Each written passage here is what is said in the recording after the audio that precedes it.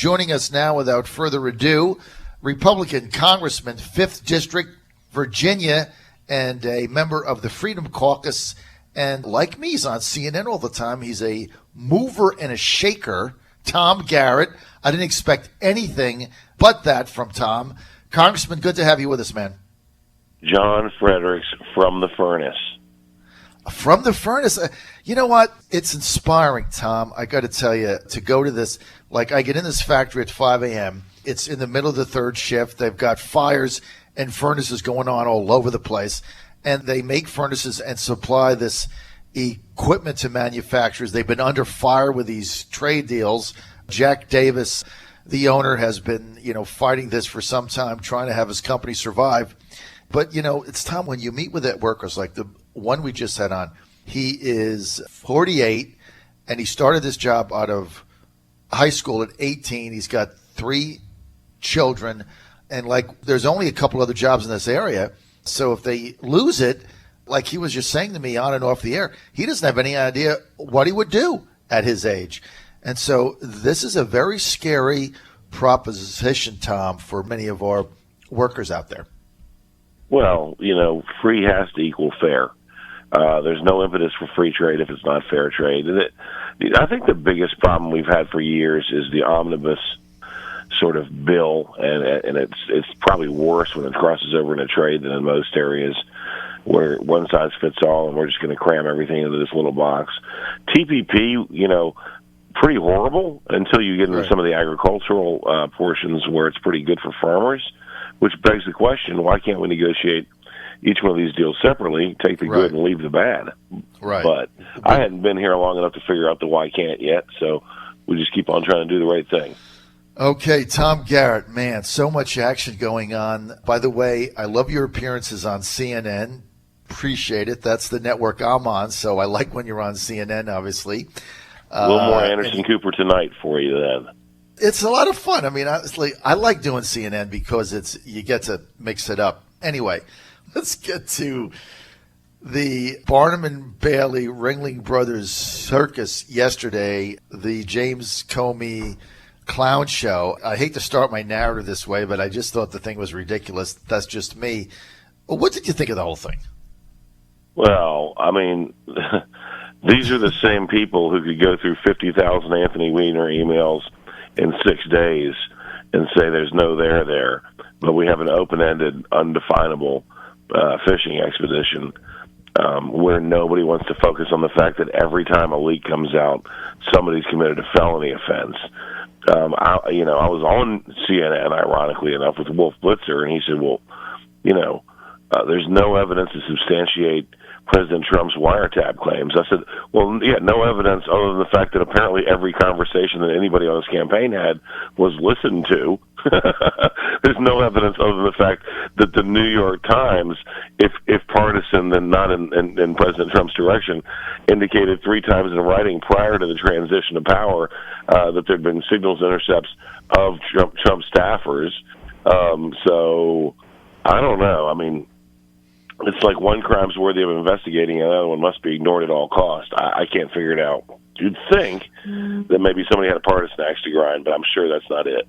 I'm sure. Now, I think one of the things that most of us found odd about the hearing yesterday, and I found disappointing actually, is not a single Democrat on that, and I don't want to turn this into a partisan thing, but not a single Democrat on that intel panel asked a question about these leaks. And as you know, this is a serious matter. Even FBI Director Comey confirmed yesterday it's a serious matter. And actually, people can get up to a decade in a federal prison. This is a big deal. And yet it's as if it didn't even happen. And, he was asked direct questions. Did Loretta Lynch know? He didn't answer that one. Did Susan Rice have access? He didn't answer that one. And he kept answering by saying, well, I can't comment on that, but yet he could comment that there was an investigation on Trump and his associates on some Russian thing that there's absolutely, after 9 months, no evidence of. I mean, this thing is ridiculous. You don't have to turn it into a partisan thing. They've already done that. Mm-hmm. It's so crazy up here. I had the privilege of touring some facilities that I'm not able to discuss on the air. Okay. And, hell, I'm not able to discuss them, period. But one of my colleagues, all they wanted to talk about that day was the detention, however brief, of Muhammad Ali's son, and how horrible United States security apparatus was. I mean, again and again and again. And I'll tell you that the things I can't tell you would curl your hair if I could, to the extent that we do a pretty amazing job keeping Americans safe. And yeah, the system's not perfect. But if you get held up for 45 minutes or an hour, and literally thousands of people don't die, I'd say that's a price you can pay. I don't think we're bordering on the Franklin sacrificing liberty for security area there, but I mean, you don't have to make it partisan because they already have. And you would think in an area like national security, you know, I'm so sick and tired of hearing politics stop at the water's edge because I got the memo. It's just 200 of my colleagues on the other side of the aisle apparently didn't. Unbelievable. It's turned into another one of these partisan witch hunts. And, you know, the only encouragement I've got is I had Mark Warner, your colleague in the Senate from Virginia, Tom Garrett, on our show, I think on Friday. And we had him on for 25 minutes. He had a very measured tone. And he said that his Senate Intel investigation, along with Chairman of North Carolina Senator Richard Burr, he promised me that that was going to be nonpartisan. They were going to get to the bottom of it. They were going to get to the facts. Hopefully they will, because I thought the House thing yesterday was it was a sideshow. Okay, let's get to what I'm calling crony care, or Ryan care, if you will. I might steal that. Crony I like care. that. I came up with it because it's protecting all of Paul Ryan's cronies. That's all it is. Well, bailing out the health insurance companies made an $8 billion profit the year before Obamacare. They made $15 billion in profit last year. We're just doubling down on taking care of the people who they presume take care of them.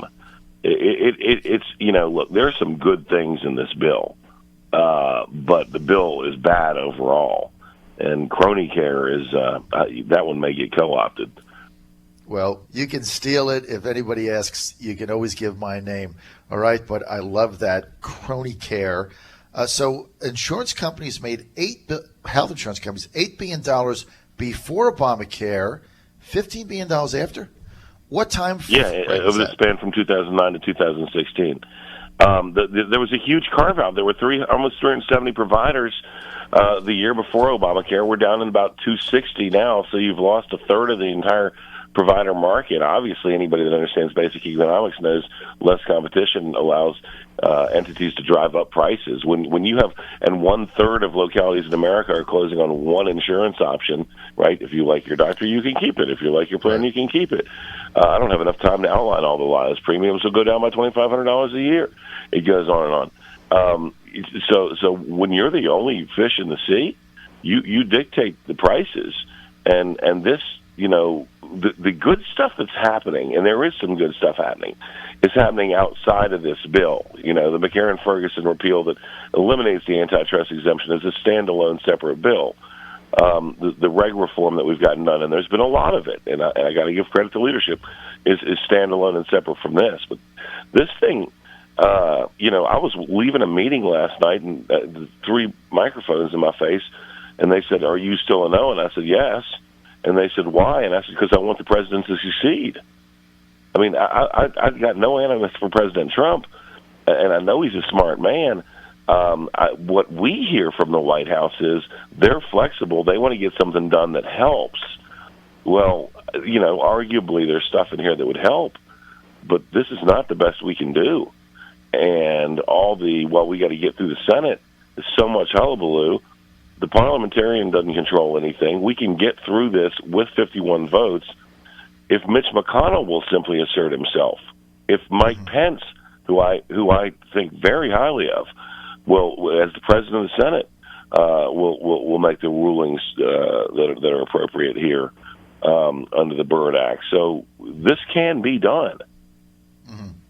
Well, Look, the current bill as it stands really doesn't address the major issues that the problems with health insurance today. It does nothing to bend the cost curve down. It bails out insurance companies. It hammers seniors.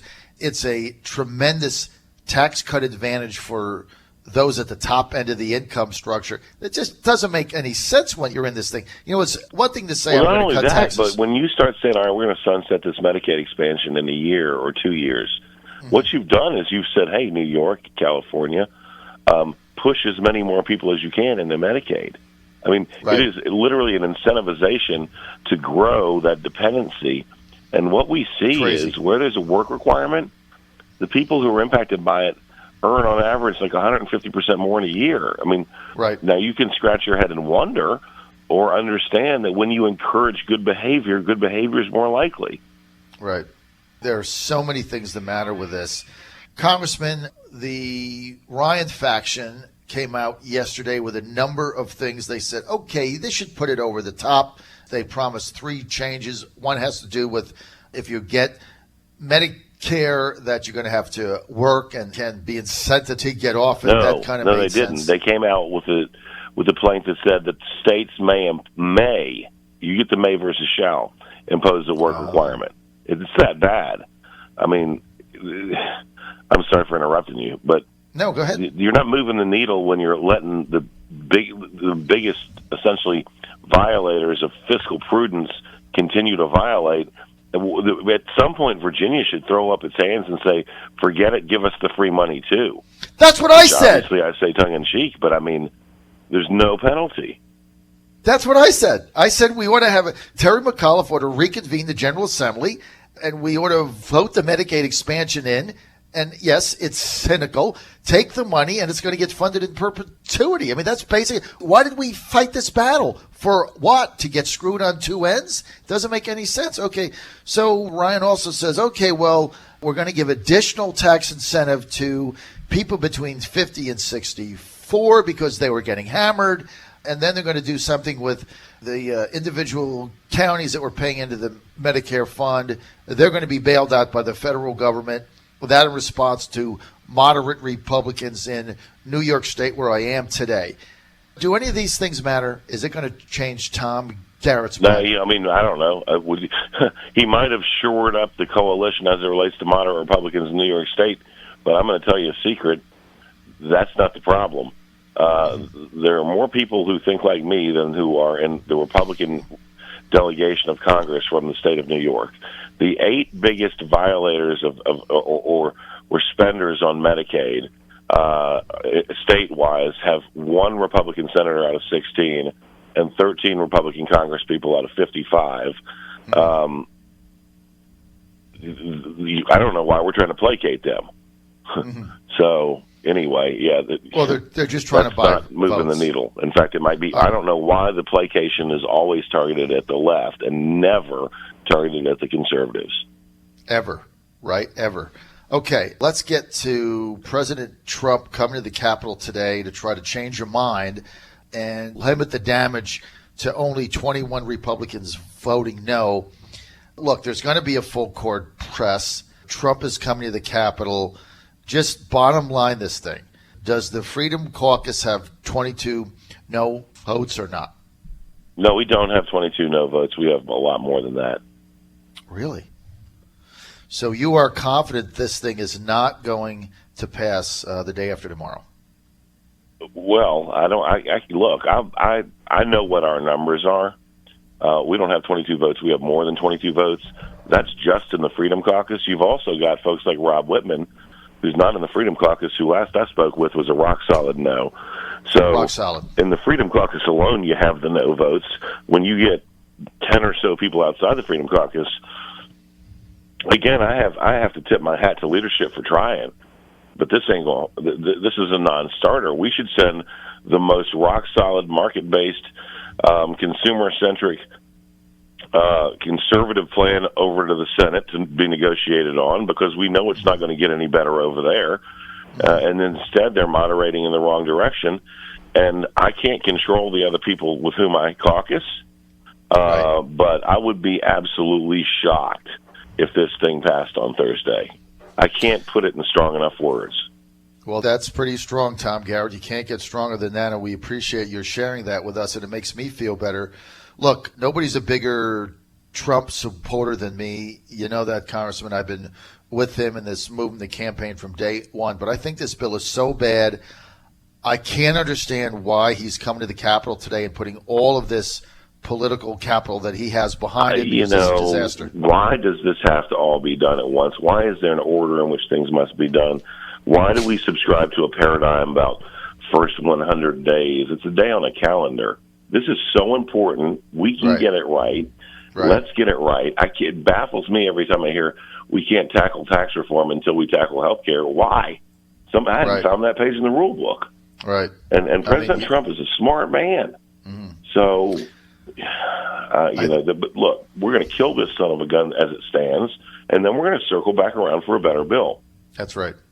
And to me, that is the best thing that could happen. If you're a President Trump supporter and you want him to succeed, what you just outlined, Congressman Garrett, in my view, is the best thing that could possibly happen, is that this thing is dead on Thursday, and then you guys can go back and come up with something meaningful, and that's the end of Paul Ryan's crony care. We got bills in, right? I mean, they're in. You've got the Sanford Paul plan. None of those will see the light of day until this one's dead. Exactly. All right. Good news. Tom Garrett predicting unabashedly that crony care goes down in flames in 2 days. This is the John Fredericks Radio Network. Congressman, good to have you with us, and we know you've got a big day up there. And if you want more information, here's what you do. You go to Tom Garrett, 2 R's, 2 T's, tomgarrett.house.gov, tomgarrett.house.gov. You can also follow him on Twitter, Garrett for VA, Garrett for FOR, VA. Congressman, thanks for being with us, man. John Fredericks, I think next Wednesday, we're trying to get that worked out. Next Wednesday. That's the... Yeah, I'm trying to shift from you on Tuesdays to Wednesdays. We'll talk. Okay, that's fine. You just tell me whatever you want. We'll make it happen. Thank you. All right, my man. Have a great day. All right, sir. This is the John Fredericks Radio Network. I'll be right back.